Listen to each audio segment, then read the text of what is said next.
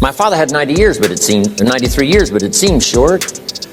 In his seemingly long life of 93 years, it was short because it just seems like if we only had more time. Old Testament gives us a view of some people who lived to be 5, 6, 7, 8, 900 years old. If I have a chance to ask, I will ask, how come we got shortchanged?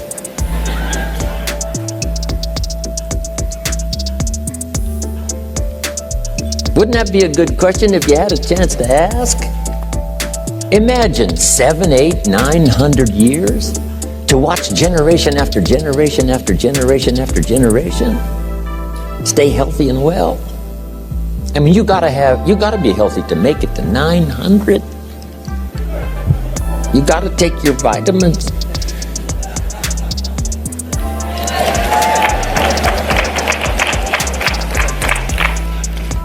I'm pushing the Bible, I'm pushing vitamins, I'm doing good today. So, the key is time is precious. Now let me give you Bill Bailey's description of time.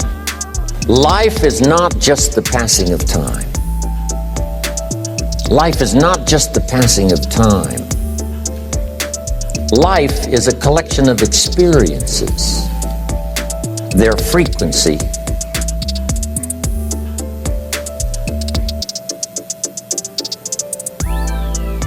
and their intensity. Life is not just watching the clock tick away. Life is a collection of experiences, their intensity, their frequency. When my friend Mark died at age 44, someone says, that's young to die. But what if he lived 4 lifetimes in one? It might not be too young. So here's whatever the span of your life turns out to be, here's what you want to fill it up with: experiences and the intensity of those experiences.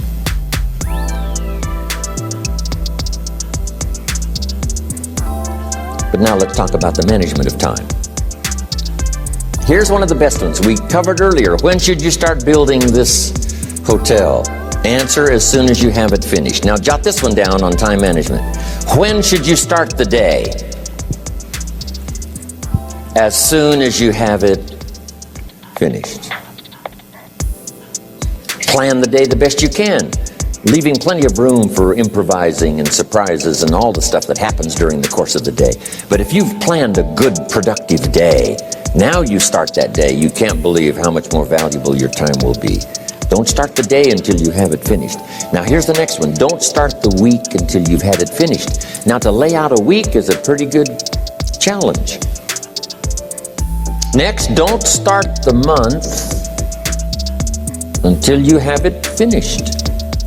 The places to go and the people to see and the productivity and the sales and the customers and the development and all the rest of what you want to accomplish during the course of 30 days. Don't start the month until it's finished. And then here's the big one.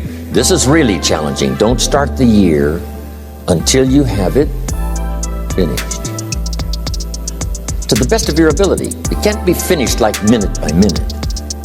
But in terms of the sweep of what you want to accomplish in the year 2002, make sure that that's set and ready to go by the time January 1st rolls around. And it might get all upset. It might get torn up and you do a new one. You make so much progress the first 90 days that now you've multiplied it all by 2, by 3. Because that happened to me. I thought, wow, this is going to be a great year. By the time I'd finished the 3rd month, I'm rolling, I'm soaring. So many things are happening, I revised my whole year's plan. Okay. Now, jot this down. Approaches to the management of time. Here's the first one. Ignore the subject. I mean, that's good advice. Don't let anything overly bug you. Because remember now, you don't have to do anything. Someone says, well, I got to get a handle on my time. The answer is no, you don't. If you want to let it all go, you can let it all go. I mean, this is good advice. Somebody says, you ought, you ought, you ought. Jot this down. Ignore all the you oughts or you should. Only if they're giving general information. We should. It's better to say if you're teaching we should. Not you should, we should. Then you let me listen in without it being too confrontational. If everyone did this, see, that'd be great. And then you give a person a chance to choose to do it or not to do it. But when you start the you ought, now see if I don't, now see we got some tension and maybe some problems. So you oughts seem to always create problems. When you're talking to your kids, you say, no, if kids would do this, not always saying if you did this, life would be better. But if kids did this, life would be better. It's like making a little talk and letting them listen in. And then it's a little less confrontational. It gives us a choice. In one of my seminars, here's what I teach. All life forms strive to the max of its potential except human beings. All life forms strives to the max of its potential except human beings. How tall will a tree grow? As tall as it possibly can. You never heard of a tree growing half as high as it could. No, trees don't grow half. A tree drives its roots as deep as it can, reaches as high as it can, produces every leaf it can, every fruit it possibly can. To the max. Every life form strives to the max, except human beings. Now, why not human beings? Jot this down. You've been given the dignity of choice. You're not a robot. You don't have to repeat this year the same as last year. You can tear up last year's plan, develop a new plan.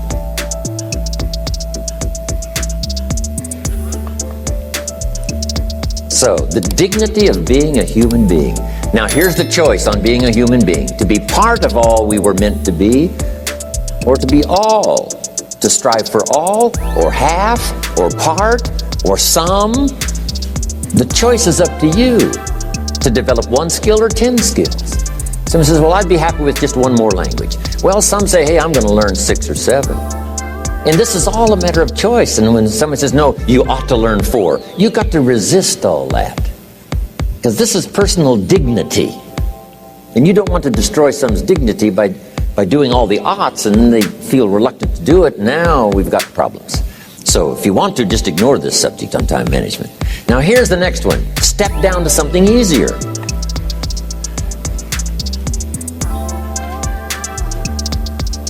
The guy's in sales and he says, oh, I want to own the company. Finally owns the company. Now he's got no time to play golf. He said, when I was in sales, I was making big money playing golf 3 days a week. Heck with this owning something. Heck with managing. My life was never my own after I started to manage. I'm going back to sales. See, this is the key. If you're getting too pressed, you might consider stepping down to something with a little easier time pressure. Little girl says to her mother, Daddy comes home, brings his briefcase and pats me on the head and says hello, disappears and works on his papers. How come my daddy doesn't play with me? And her mother said, look, your daddy loves you very much, but he's so busy at work, he can't get it all done, he has to bring it home. He loves you, but that's why he can't play with you. And the little girl said, why don't they just put him in a slower group? So, jot this down now. If you don't have time for your kids, you might consider joining a slower group.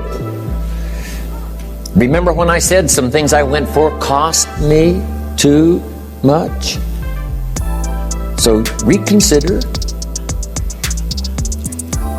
Next key to time management, and that's work longer and harder. But see, there's a limit to that. I almost lost my health the first year. I went so crazy about personal development and achievement. I just went bonkers. You know, I told you I was skinny, but at the end of that first year, I was a walking shadow. And then it suddenly occurred to me, what if I got rich and too ill to spend it? I mean, that was a shocker. So I started, developing a little more reasonable. Because I said, if 12 hours won't do it, I'll work 14. If that won't do it, I'll work 18. I mean, how many hours it takes. And sure enough, it cost me too much. So see, working longer and harder for some might be appropriate. If you're just sitting around not doing that much, this might be good, work longer and harder. But you can only work so hard. Here's the key, not to work harder, but smarter. When you've worked as hard as you can, doing the best you can in terms of physical output in the time, reasonable time. Now here's the ultimate in the management of time, and that is you simply become more skillful. When I first got into sales, You know, I was around people that could get, 9 out of 10, 8 out of 10. And when I first started, I could only get 1 out of 10. But here's what I did. I worked around the clock, so that I would make up in numbers what I lacked in skill. That's good in sales. You got to jot that down. When you're new, you make up in numbers what you lack in skill. Now, when you become more skillful, the numbers can go down because now your persuasive ability and all of that is now so high that you don't need to put as many numbers out. But at first, if you want to compete or if you want to really get good, you've got to put in the numbers. But if you get more from yourself, develop more of yourself, now the time management becomes an easier task. Now here's the next thing. Either you run the project or it runs you. I've found out when you start something, at first you're in charge. All of a sudden, a year later, it's in charge. Some of the companies I started, I'm telling you, I'm in control. A couple of years later, I'm out of control. At first, I've got it on the run. 2 years later, it's got me on the run. Haven't got enough time. I'm dizzy with trying to get it all done. So here's part of the key, and that's to get in charge. Say, I'm going to take charge of my health. One of my albums is entitled, Take Charge of Your Life. Take charge of your time. Take charge of your resources, which we're going to talk about next. Take charge of your health. You're the one that's responsible for it. It's not a requirement of society that you not have a heart attack and take care of your family. That's not a requirement of society, but you must make it a requirement of yourself. Society doesn't require that you build a financial wall around your family nothing can get through. That's not a requirement of society. It's a requirement you impose on yourself to build a financial wall around your family nothing can get through. So impose on yourself this self-development of being in charge, taking charge of your life and your health and your future and your responsibilities and all the rest. Next, reasonable time is enough time to achieve all of your goals. Just jot that down. Reasonable time is enough time. I had to learn that.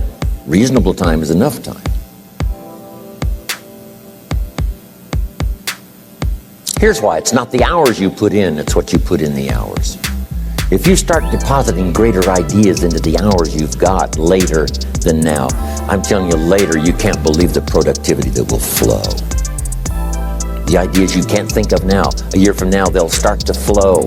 And when you deposit those ideas in the hours you've got, productivity multiplies by 2, 3, 5, 10.